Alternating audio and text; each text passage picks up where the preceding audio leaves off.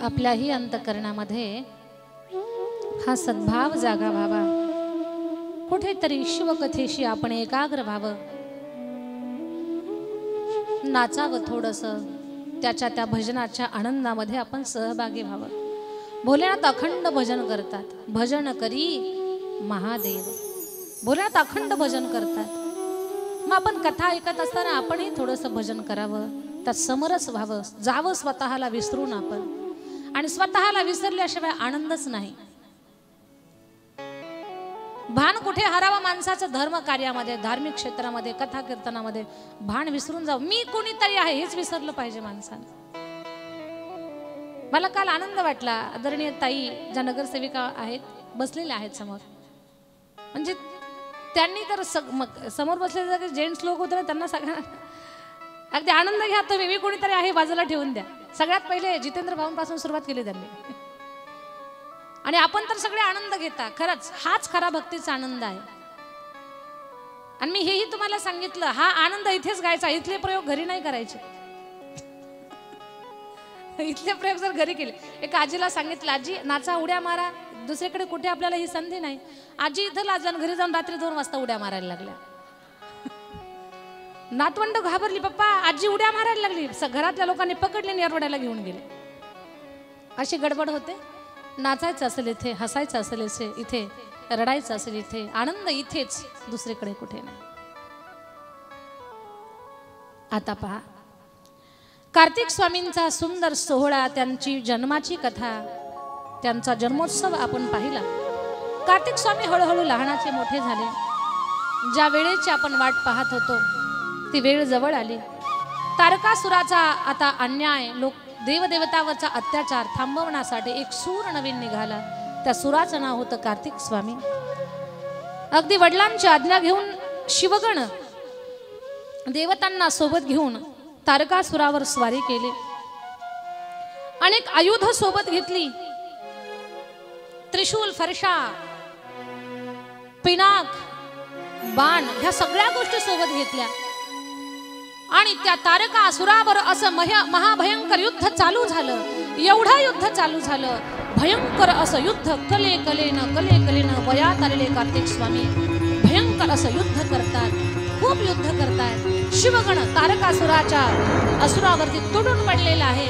महाभयंकर युद्ध पाहून सर्व सृष्टी, सर्व ब्रह्मांड हैराण झालेलं आहे। अरे असलं कसलं हे युद्ध आहे?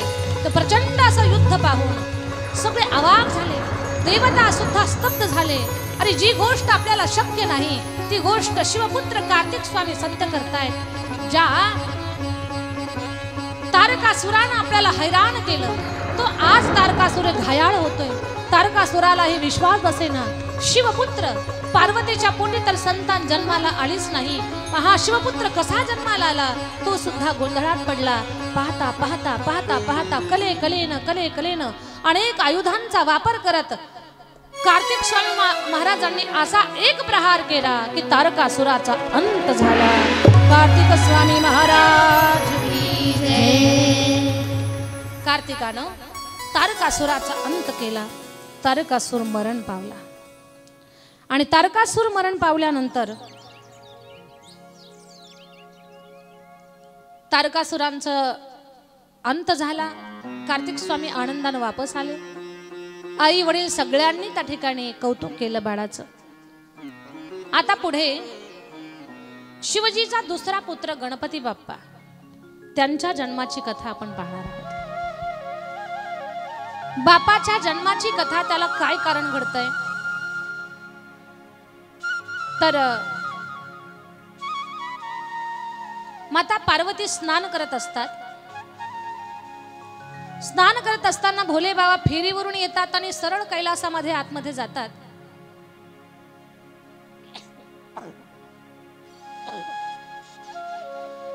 माता पार्वती म्हणतात, स्वामी असं सरळ आतमध्ये येणं ही गोष्ट काही चांगली नाहीये।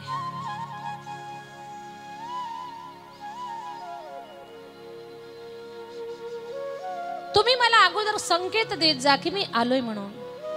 मी स्नान करत असताना तुम्ही सरळ आतमध्ये येणं ही गोष्ट चांगली वाटत नाही मला। भोलेनाथ बोलले, पार्वती मी भोळा आहे, मला असंही लक्ष राहत नाही, मी सरळ येतो. तू एक काम कर ना, कुणाला तरी दारामध्ये ठेव की जे मला इथे आल्यावर तू स्नान करताना अडवेल. माता पार्वतीनं कार्तिकाला दारामध्ये ठेवलं. बाळा, मी स्नान करत असताना कुणालाच आतमध्ये येऊ द्यायचं नाही, एवढं तुझं काम.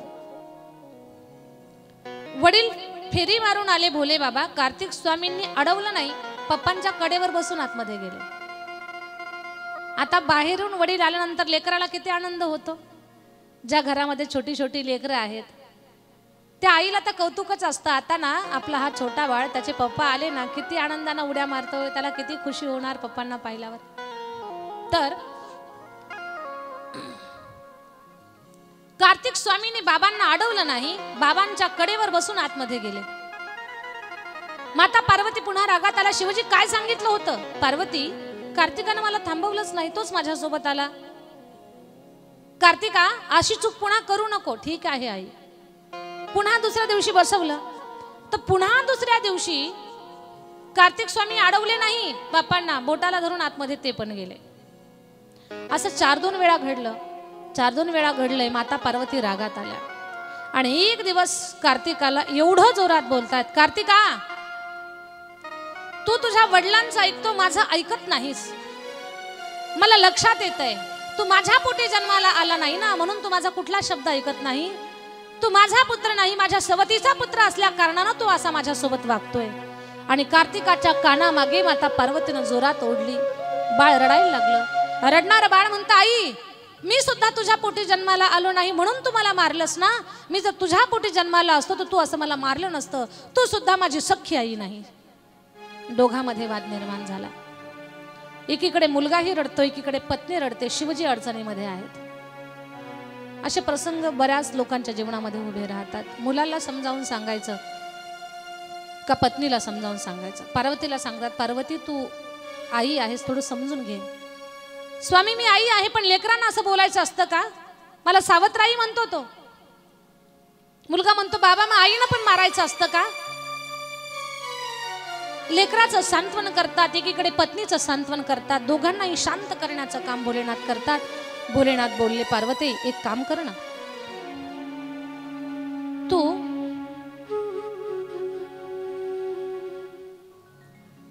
तुझ्या अंगावरच्या एखाद्या वस्तूपासून किंवा तुझ्या एखाद्या वस्तूपासून मुलगा तयार कर.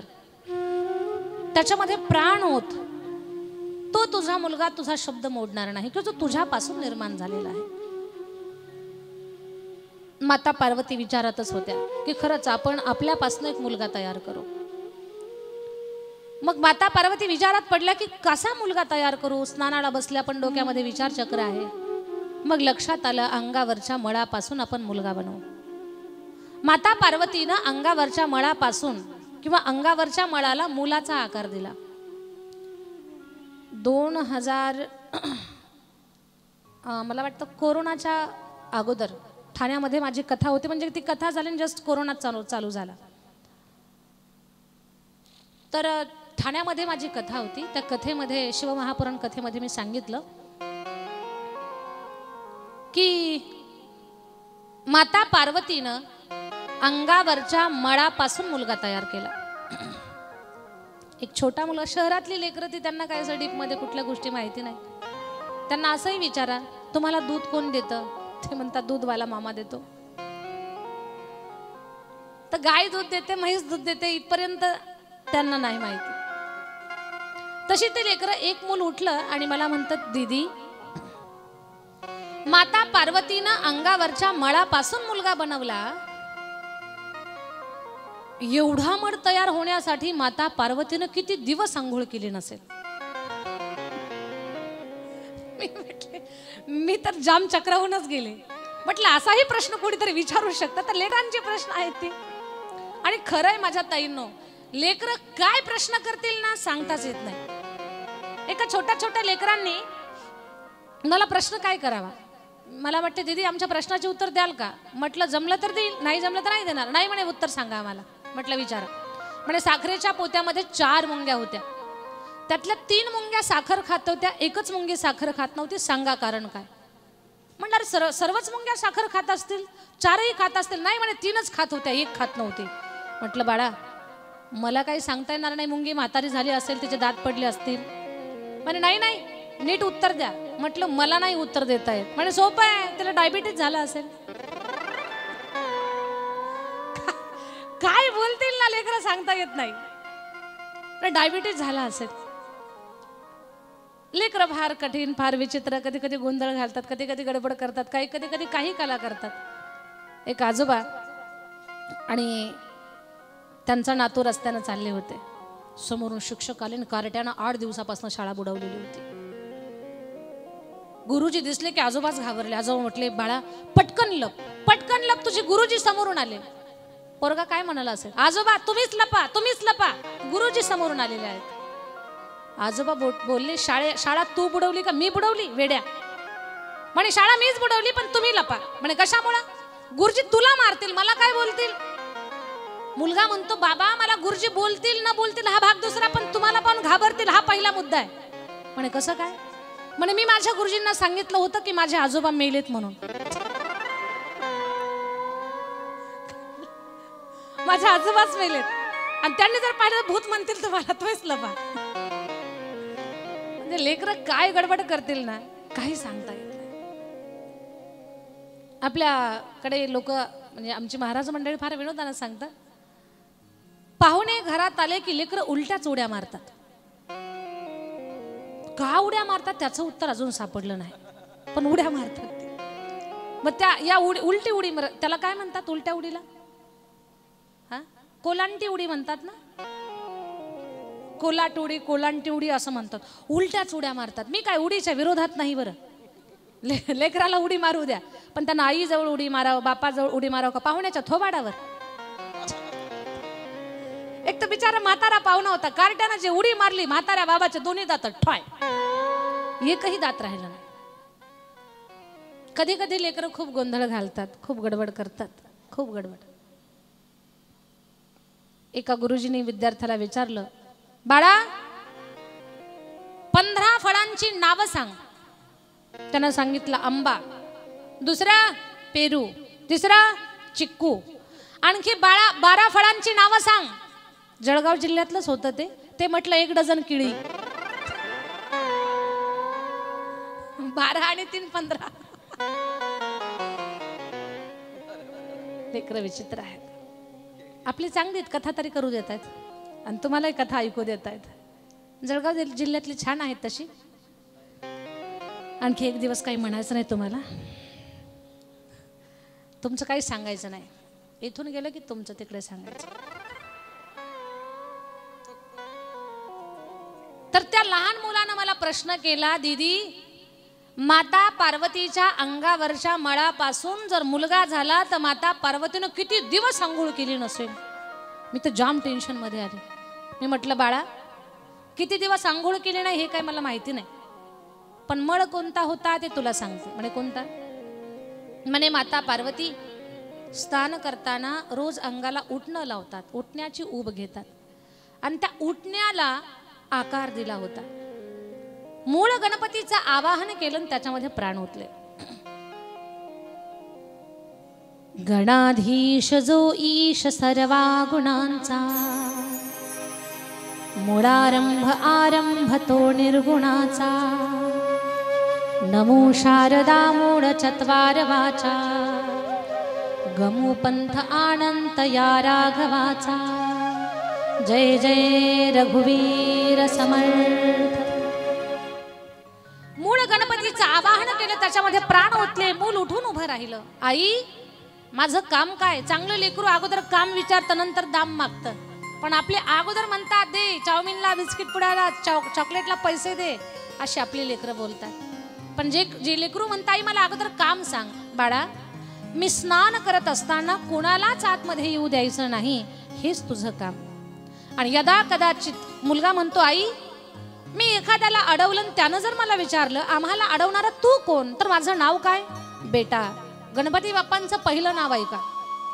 माता पार्वती सांगते बेटा माझ्या विनयाचं रक्षण करशील म्हणून मी तुझं नाव विनायक ठेवते. विनायक हे भगवान गणेशाचं पहिलं नाव आहे. विनायक भगवान विनयाचं रक्षण करतील, शीलाचं रक्षण करतील, म्हणून विनायक भगवान. गणपती बाप्पा उठून उभे राहिले, हातामध्ये फरशा घेऊन चक्कर मारायला लागले. बाप्पा दारात उभे, तेवढ्यात पप्पा आले. पप्पा आतमध्ये निघाले. बाप्पाने अडवलं, रुक जाओ, आप अंदर नहीं जा सकते. अरे भाई, हमारे कैलाश में हमें रोकने वाले आप कौन हो? माता पार्वती का बच्चा हूं मैं, उनका बेटा हूं. पार्वती का पुत्र यानी मेरा बेटा, आपका नहीं, खाली माँ का. तुमचा नाही, फक्त आईचा आहे. हा बेटा माझाच आहे. नाही, फक्त माता पार्वतीचा. आतमध्ये जाऊ देणार नाही. भोलेनाथ म्हणतात, बेटा जाऊ दे, मला अर्जंट महत्वाचं काम आहे, शिवगणांची मीटिंग घ्यायची. काही नाही, आतमध्ये जाता येणार नाही. जाणार नाही, जाणार, जाऊ देणार नाही. दोघांचं भांडण चालू झालं. त्या भांडणामध्ये शिवजी रागात आले. एवढं छोटस लेकरू अडवतंय मला. आणि शिवजीनं जे त्रिशूल घेतलं, ताडकन गणपती बाप्पांचं मस्तक उडवलं. आई म्हणून किंकाळी ठोकली. रक्ताच्या थारोळ्यामध्ये बाळ पडलं. ओल्या वस्त्राने श्री माता पार्वती घाबरून गोंधळून गेली.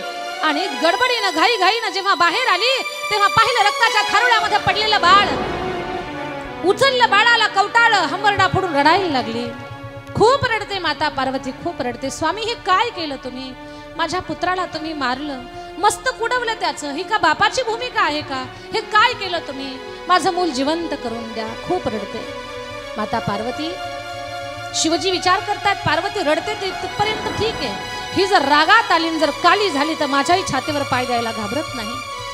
मग भोलेनाथानं सांगितलं, नंदी जा, जे बाळ, जो जीव, जो पशु आपल्या आईपासून दूर असेल, ज्या बछडा असेल, छोटं बालक असेल, त्याचं मस्तक तोडून घेऊन ये. हातीचं पिल्लू आईपासून दूर होतं, त्याचं मस्तक तोडलं. आणि हेही सांगितलं होतं की ज्या जीवाचं मस्तक उत्तरेकडे डोके करून जो झोपला असेल ना, त्याचं मस्तक कापून आणा. म्हणून आपल्या हिंदू धर्मामध्ये उत्तरेकडे डोकं करून झोपत नाहीत. हे त्याचं आध्यात्मिक कारण आहे. उत्तरेकडे डोकं करत नाहीत. पूर्वीकडे करा, पश्चिमेकडे करा, दक्षिणेकडे करा, पण उत्तरेकडे डोकं करत नाहीत. जर तो कोणी घरामध्ये तसं झोपत असेल, उत्तर दिशेला मस्तक, तर तसं करू नका. आणि उत्तर दिशेला मस्तक केलं तर उठताना तुम्ही कुणीकडे तोंड करून उठणार? दक्षिणेकडे तोंड करून उठणार. मग दक्षिण दिशा ही असुरांची सांगितलेली आहे, म्हणून त्या दिशेला तोंड करून उठूही नये आणि उत्तरेला डोकं करून झोपूही नये. उत्तर दिशेला ज्याचं मस्तक असेल, अशा अवस्थेत जो झोपला असेल, त्याचं मस्तक कापून आणा. हातीचं पिलू तशा परिस्थितीमध्ये होतं, तशा स्थितीमध्ये होतं. मस्तक कापलं, त्याचं उचललं, घेऊन आले आणि मुलाला बसवलं. सोंड हलवत लेकरू उठून उभं राहिलं. मूल जिवंत झालं, त्याचा आनंद झाला खरा, पण आई पुन्हा रडायला लागली. स्वामी, याला देव कोण म्हणेल? पशुचं मस्तक आहे, देवतांचं शरीर आहे, अब्रगब्र शरीर आहे, कुठे आखूड बोट आहे, सुटलेलं पोट आहे, तुटलेला दात आहे, सुपासारखे कान आहेत, भुंग्यासारखे डोळे आहेत. असा हा बुटका माझा पुत्र. हा दिसायला अजिबात सुंदर नाही. गणपती बाप्पा दिसायला सुंदर आहेत का? अब्रगब्र शरीर आहे, कारण माता पार्वतीने काही मूर्तिकलेचा क्लास केलेला नव्हता. सुंदर लगे आखेव रेखीव जशाच तसं बनवायला. माझ्याकडनं ओबडधोबड शरीर झालंय, मग माझा हा पुत्र, याला देव कोण म्हणाल? याच्या मंदिरात जर गर्दी झाली नाही तर याचा देव पण कसं टिकून राहील? विचार करा. न विचारणं हे माणसाच्या जीवनातलं सगळ्यात मोठं दुःख आहे. तुम्हा आता एखाद्याच्या लग्नात तुम्ही गेला तर तुम्हाला विचारलंच नाही, तुम्हाला खाल्लंच नाही तुम्ही केवढ्याच्या आहेत म्हणून, तुम्हाला विचारलंच नाही, तुम्हाला भावच दिला नाही, तर तुम्हाला त्या लग्नात तुमचं मन लागेल का? तसं याच्या मंदिरातच जर कोणी गेलं नाही तर याचा देव पण कसं जिवंत राहील? माझा मुलगा काय, याला काहीही करून मान प्राप्त झाला पाहिजे. पार्वती, 33 कोटी देवाच्या साक्षीनं सांगतो, कुठलीही पूजा असेल, प्रत्येक पूजेच्या पहिले तुझ्या गणेशाची पूजा केली जाईल, नंतर इतर देवदेवतांची पूजा केली जाईल. अशा पद्धतीने भगवान गणेशाला वरदान दिलं. उमापती महादेव की जय, गणपती बाप्पा मोरया. म्हणून आजही सारं जग म्हणतंय,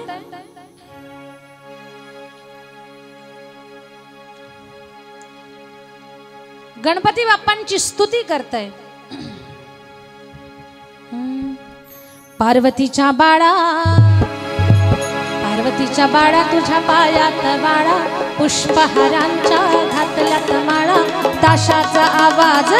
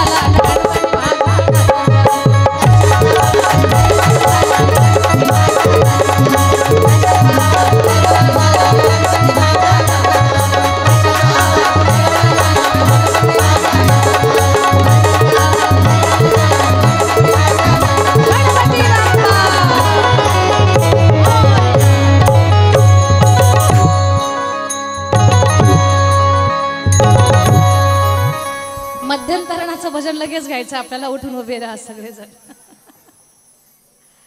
सगळ्यांनी उठून उभे राहा. गोड सुंदर भजन करूया. एक ताई खूप आनंद घेताय तुम्ही, खूप छान वाटतंय.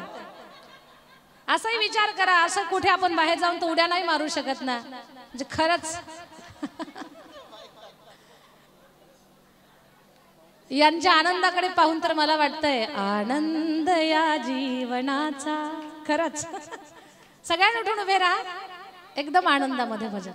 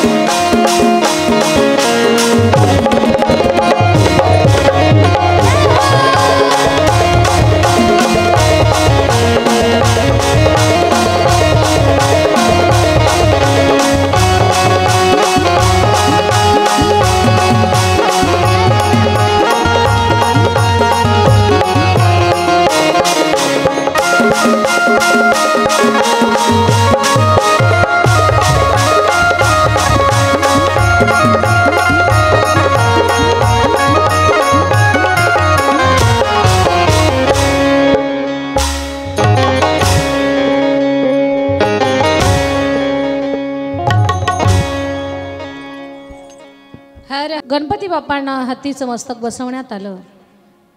हळूहळू कार्तिक स्वामी गणेश महाराज मोठे मोठे मोठे होत चाललेले आहेत.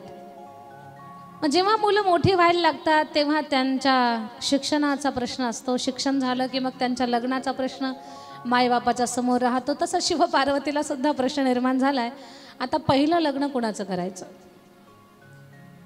शिवजी म्हणतात कार्तिक मोठा आहे, अगोदर कार्तिकाचं करू, कारण जो मोठा मुलगा आहे अगोदर त्याचंच लग्न करतात ना,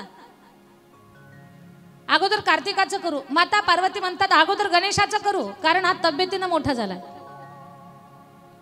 तिथे दोघांची भांडणं, कार्तिक स्वामींचं लग्न करायचं का गणेशाचं लग्न करायचं. एवढी भांडणं लागली तर कुणीच माघार घ्यायला तयार नाही. पुन्हा शेंडीवाले बाबा हजर झाले. शेंडीवाले बाबा माहिती आहेत ना तुम्हाला, शेंडी हलवून भजन करतात. नाव काय त्यांचं, भेट झाली का कुठं नाही.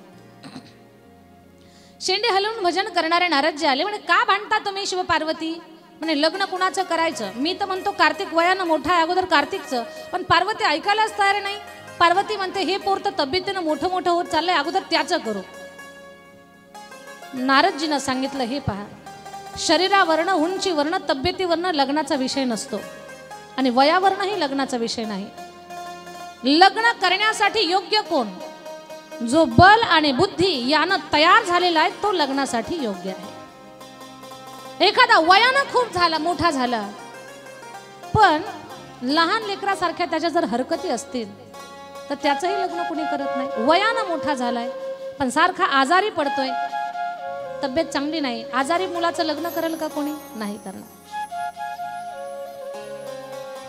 आणि वयानं मोठा आहे, तब्येत चांगली नाही, त्याचंही नाही. बुद्धीच नाही, लहान लेकरासारख्या हरकती, त्याचंही लग्न नाही.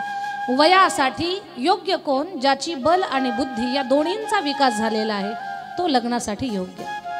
म्हणे मग परीक्षा कशी घ्यायची. म्हणजे पृथ्वीला जो 3 प्रदक्षिणा घालून येईल त्याचं लग्न अगोदर करा. आई बाबांनी सांगितलं 2 पोरांना, पोरांनो तुमच्या मध्ये जो लवकर पृथ्वी प्रदक्षिणा करून येईल त्याचं अगोदर लग्न होणार. कार्तिक स्वामी जे मोरावर बसले ते स्पीडनंच निघाले. त्यांना माहिती होतं गणेश हा आधीच जाड आहे तब्येतीनं, त्यात त्याचं वाहन उंदीर. गणपती बाप्पांचं वाहन म्हणजे 3 चाकाचा रिक्षा, टमटम. आणि माझी गाडी जर 120-150च्या स्पीडनं पळाली तर याचा 30च्या स्पीडचा रिक्षा माझ्यासोबत कधी येईल. हा हारेल, माझंच लग्न होईल. कार्तिक स्वामी जे भराभर पृथ्वी प्रदक्षिणा, गणपती बाप्पा रडत बसले. नारदजी आले. झालं काय तुम्हाला गणेशा. म्हणे माझं लग्न होणारच नाही. म्हणे कसं काय. माझे दादा मोराला घेऊन भर पृथ्वीला प्रदक्षिणा घालतायत आणि माझं वाहन तर उंदीर आहे. पहाडी लागली की उंदीर म्हणतो उतरा खाली द्या धक्का. अशा वाहनानं मी कधी पृथ्वीची परिक्रमा करेल. गणपती बाप्पा बुद्धीचा वापर करा. म्हणजे काय, आई वडील यांची प्रदक्षिणा म्हणजे पृथ्वी प्रदक्षिणेचा बरोबर आहे. हो म्हणे हे तर मी अभ्यासलंय. पण जा आई वडिलाला प्रदक्षिणा घाला. आई वडिलांना प्रदक्षिणा घातल्या गणपती बाप्पांनी आणि वेद चालून दाखवलं. बाबा आई वडिलांना जर प्रदक्षिणा घातली तर पृथ्वी प्रदक्षिणेचं फल मिळतंय. हे आपणही शिकायचंय. आपण तर मायबाप कोणाड्यामध्ये टाकतो, कुत्र्यासारखी मायबापाला भाकरी फेकून वाढतो आणि कुत्र्याला गाडीत घेऊन फिरतो आपण. कुठे निघालंय जग. मायबाप म्हणजे सगळ्यात मोठं तीर्थ आहे. माय बापे केवळ काशी, तेने न जावे तीर्थासी, पुंडलिके काय केले परब्रह्म उभे ठेले. सगळी तीर्थ आई वडिलांच्या चरणामध्ये आहेत. त्या तीर्थाला पायदळी तुडवतो, चंद्रभागे स्नान करायला जातो. ती चंद्रभागा आपल्याला पाहिलं की दुरूनच ओरडते, बाजूला हो बाजूला, माझ्या पात्रात येऊ नको, तुझं पाप माझ्यामध्ये सोडू नको. जिवंत माय बाप त्यांची सेवा करा. आणि सांगू तुम्हाला, मायबाप हे एका जन्माचं नातं आहे त्यांचं आपल्यासोबत. श्रद्धेय पंडित मिश्राजी महाराज सांगतात, त्यांच्या मुखातून ऐकलेलं आहे, पत्नीशी नातं हे 7 जन्माचं असतं, पण माय बापाशी नातं एका जन्माचं असतं. म्हणून 1 जन्माचं नातं ज्या माय बापासोबत आहे ना, पुढच्या जन्मात त्यांची तुमची गाठभेट होणार नाही. म्हणून या जन्मात भरपूर सेवा करा. तुम्ही त्यांची भरपूर सेवा करा. त्यांचा अवमान करू नका. पत्नी समोर तर कधीच माय बापाला टाकून बोलू नका. ती 7 जन्म आहे तुमच्या सोबत, 7 जन्म पाठलाग सुटत नाही, पण हे एका जन्माचे आहेत.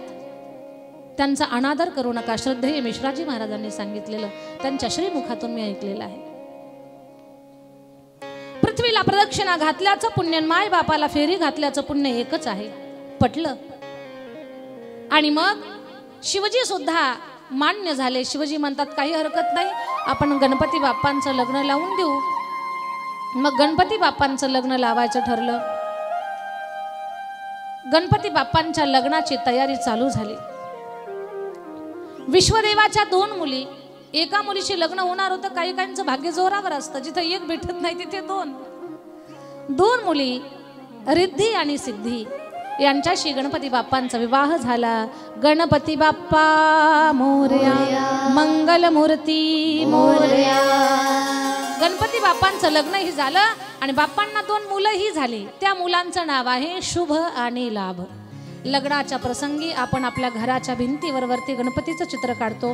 उजव्या भागाला शुभ, डाव्या भागाला लाभ लिहितो. शुभ लाभ ही गणपतीच्या मुलांची नावं आहेत. ज्या घरामध्ये गणपती बाप्पांचं पूजन होतं त्या घराला शुभ लाभ हा होतच असतो, म्हणजे चांगलं फल प्राप्त होतं. इकडे कार्तिक स्वामी धापा टाकत आले. रस्त्यातच नारदजी भेटले. नारायण नारायण, कहाँ जा रहे हो आप? अरे भाई हमारी शादी है, आप भी चलो. तुमचं लग्न? हो. पृथ्वीला जो 3 प्रदक्षिणा घालेल त्याला त्याचं लग्न लावून देणार ताई बाबा. माझा गणपतीत अजून मागेच आहे, माझा भाऊ, तो काही येऊ शकत नाही. नारदजी म्हणतात, कार्तिक स्वामी अजून तुम्ही अज्ञानातच आहात. म्हणजे अहो तुमच्या अगोदर गणपती बाप्पांचं लग्नही झालं. काय? अहो मुलं पण झाली. काय काय म्हणता? मुलं झाली, लग्न झालं. बाप रे बाप, त्यांना तर एक पण फेरी पूर्ण केली नाही, तरीही माझ्या अगोदर लग्न. तिथंच नाराज झाले. तिथून जे रुसले ते मामाच्या गावाला जाऊन बसले. मुलं जेव्हा रुसतात तेव्हा कुठे जातात? मामाच्या गावाला जातात. आता कार्तिक स्वामी रुसून गेले. पुढे काय ते आपण पुढे पाहणारच आहोत. पण आता कार्तिक स्वामी गेले. इकडे शिव पार्वतीच्या जवळ गणेश जे आहेत, सुंदर तो प्रपंच विस्तार परिवार पुढे पुढे वाढत चाललेला आहे. शिवजी या पूर्ण पृथ्वीचं रक्षण करत असताना, भक्तांना अभय देत असताना असुरांचं निर्दालन अशी एक लीला भगवान परमात्माची आहे. तर झाकी रूपामध्ये अनेक राक्षसांना भगवान परमात्मानं मारलं. भोलेनाथानं जगाच्या कल्याणासाठी ती झाकी पाहून आपण आरतीकडे वळू. तर झाकी समोर घेऊन या. दिगंबरा दिगंबरा श्रीपाद दिगंबरा, श्रीपाद वल्लभ दिगंबरा, श्रीपाद वल्लभ दिगंबरा,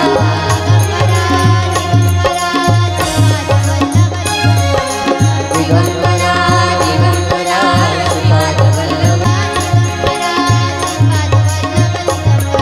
दिगंबरा दिगंबरा श्रीपाद वल्लभ दिगंबरा,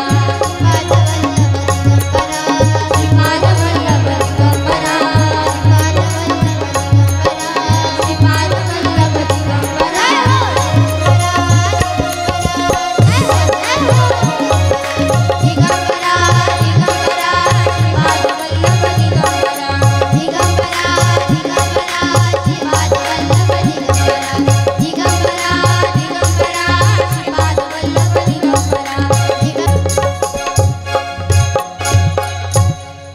असुरांच्या सोबत जगाच्या कल्याणासाठी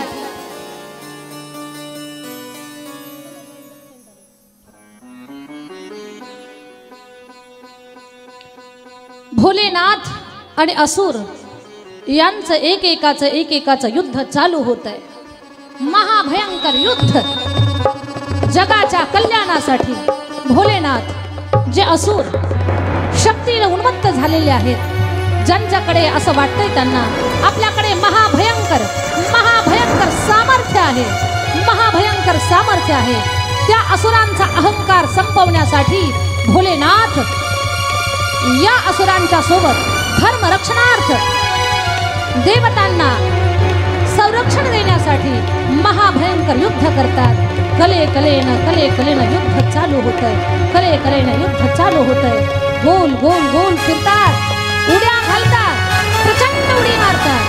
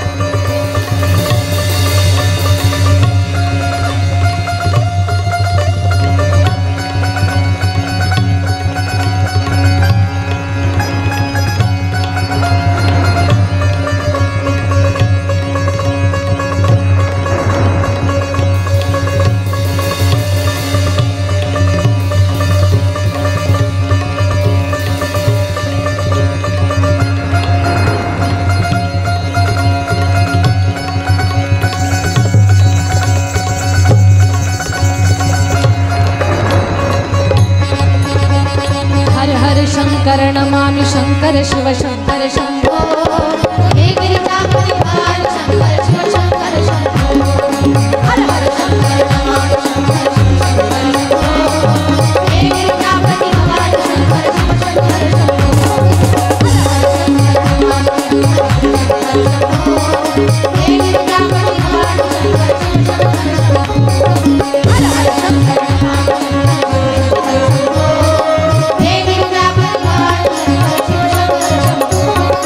हर हर शंकर नमामि शंकर शिव शंकर शंभो हे गिरिजापति हर शंकर शिव शंकर शंभो हर हर शंकर नमामि